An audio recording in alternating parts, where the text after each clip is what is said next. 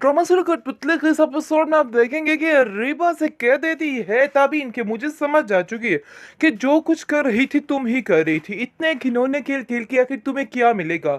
मुझे तो तुम्हारी समझ नहीं आती। मुझे भूपोजन बिल्कुल सही समझाती थी कि तुमसे दूर हूँ, लेकिन मेरी ही गलती थी कि मैंने तुम पे यकीन कर लिया और दोबारा तुम्हारी बातों में आ गई।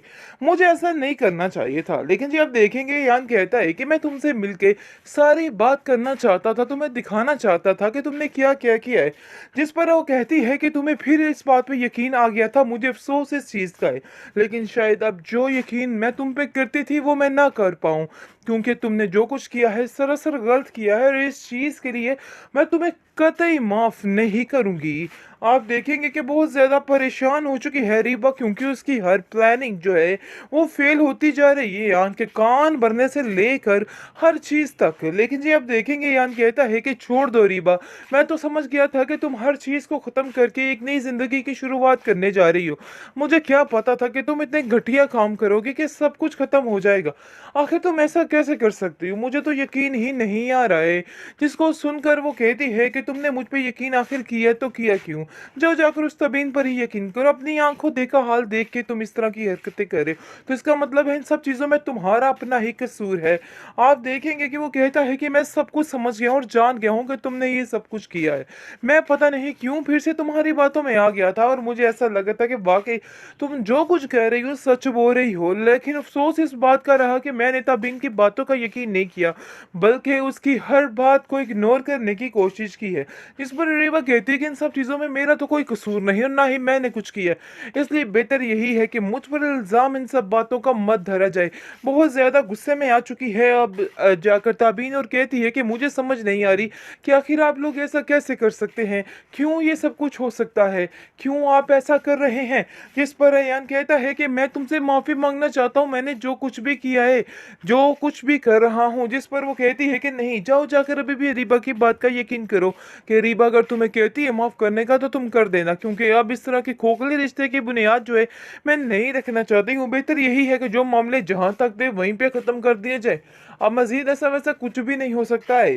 वो बहुत ज़्यादा परेशान हो जाती है और रीबा से जाके कहती है, रीबा तुम अपने घर को संभालने की बजाय दूसरों के घर उजाड़ने में क्यों लगी रहती हो, आखिर तुम्हारा मसला क्या है।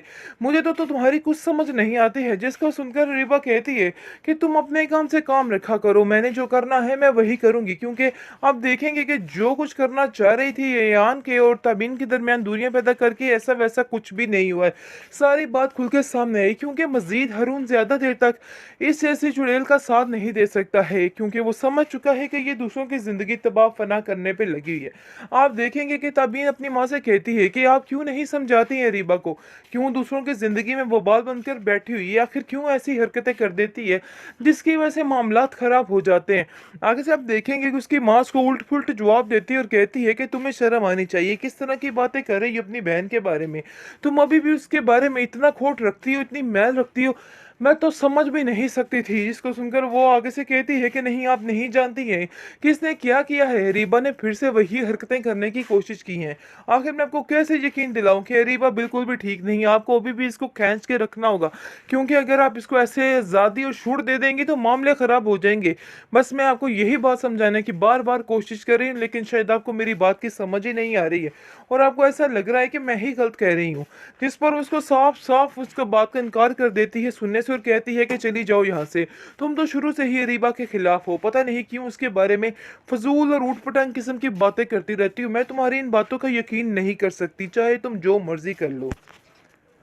ट्रॉमा से कठपुतली के इस एपिसोड में आप देखेंगे कि रीबा से कह देती है तभी इनके मुझे समझ आ चुकी है कि जो कुछ कर रही थी तुम ही कर रही थी। इतने घिनौने खेल खेल के आखिर तुम्हें क्या मिलेगा। मुझे तो तुम्हारी समझ नहीं आती। मुझे भूपोजन बिल्कुल सही समझाती थी कि तुमसे दूर हूँ, लेकिन मेरी ही गलती थी कि मैंने तुम पे यकीन कर लिया और दोबारा तुम्हारी बातों में आ गई। मुझे ऐसा नहीं करना चाहिए था। लेकिन जी आप देखेंगे यान कहता है कि मैं तुमसे मिलके सारी बात करना चाहता था, तुम्हें दिखाना चाहता था कि तुमने क्या क्या किया है। जिस पर वो कहती है कि तुम्हें फिर इस बात पे यकीन आ गया था। मुझे अफसोस इस चीज़ का है, लेकिन शायद अब जो यकीन मैं तुम पे करती थी वो मैं ना कर पाऊँ, क्योंकि तुमने जो कुछ किया है सरासर गलत किया है और इस चीज़ के लिए मैं तुम्हें कतई माफ़ नहीं करूँगी। आप देखेंगे कि बहुत ज़्यादा परेशान हो चुकी है रीबा, क्योंकि उसकी हर प्लानिंग जो है वो फेल होती जा रही है, यान के कान भरने से लेकर हर चीज़ तक। लेकिन जी आप देखेंगे यान कहता है कि छोड़ दो रीबा, मैं तो समझ गया था कि तुम हर चीज़ को ख़त्म करके एक नई ज़िंदगी की शुरुआत करने जा रही हो। मुझे क्या पता था कि तुम इतने घटिया काम करोगे कि सब कुछ ख़त्म हो जाएगा। आखिर तुम ऐसा कैसे कर सकती हो? मुझे तो यकीन ही नहीं आ रहा है। जिसको सुनकर वो कहती है कि तुमने मुझ पे यकीन आखिर किया तो किया क्यों? जाओ जाकर उस तबीन पर ही यकीन करो। अपनी आंखों देखा हाल देख के तुम इस तरह की हरकतें कर रहे हो, तो इसका मतलब है इन सब चीज़ों में तुम्हारा अपना ही कसूर है। आप देखेंगे कि वो कहता है कि मैं सब कुछ समझ गया हूँ और जान गया हूँ कि तुमने ये सब कुछ किया है। मैं पता नहीं क्यों फिर से तुम्हारी बातों में आ गया था और मुझे ऐसा लगा था कि वाक़ई तुम जो कुछ कह रही हो सच बोल रही हो। लेकिन अफ़सोस इस बात का रहा कि मैंने तबीन की बातों का यकीन नहीं किया, बल्कि उसकी हर बात को इग्नोर करने की कोशिश की है। इस पर रीवा कहती है कि इन सब चीज़ों में मेरा तो कोई कसूर नहीं और ना ही मैंने कुछ किया है। इसलिए बेहतर यही है कि मुझ पर इल्ज़ाम इन सब बातों का मत धरा जाए। बहुत ज़्यादा गुस्से में आ चुकी है अब जाकर ताबीन, और कहती है कि मुझे समझ नहीं आ रही कि आखिर आप लोग ऐसा कैसे कर सकते हैं? क्यों ये सब कुछ हो सकता है? क्यों आप ऐसा कर रहे हैं? जिस पर अयान कहता है कि मैं तुमसे माफ़ी माँगना चाहता हूँ, मैंने जो कुछ भी किया है, जो कुछ भी कर रहा हूँ। जिस पर वो कहती है कि नहीं, जाओ जाकर अभी भी रीबा की बात का यकीन करो कि रीबा अगर तुम्हें कहती है माफ़ करने का तो तुम कर देना, क्योंकि अब इस तरह के खोखले रिश्ते की बुनियाद जो है मैं नहीं रखना चाहती हूँ। बेहतर यही है कि जो मामले जहाँ तक थे वहीं पे ख़त्म कर दिए जाए। अब मज़ीद ऐसा वैसा कुछ भी नहीं हो सकता है।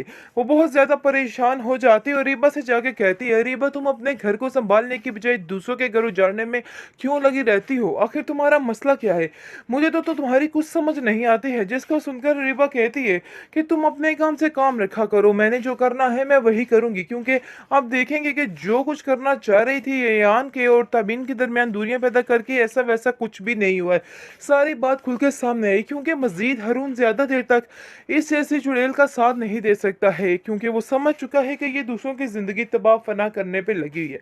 आप देखेंगे कि तबीन अपनी माँ से कहती है कि आप क्यों नहीं समझाती हैं रीबा को, क्यों दूसरों की ज़िंदगी में वबाल बनकर बैठी हुई है, आखिर क्यों ऐसी हरकतें कर देती है जिसकी वजह से मामलात ख़राब हो जाते हैं।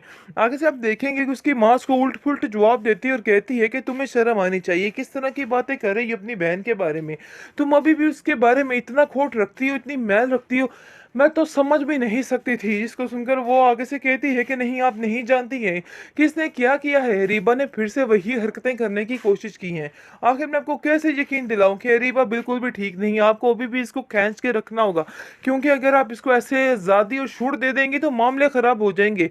बस मैं आपको यही बात समझाने की बार बार कोशिश कर रही हूँ, लेकिन शायद आपको मेरी बात की समझ ही नहीं आ रही है और आपको ऐसा लग रहा है कि मैं ही गलत कह रही हूँ।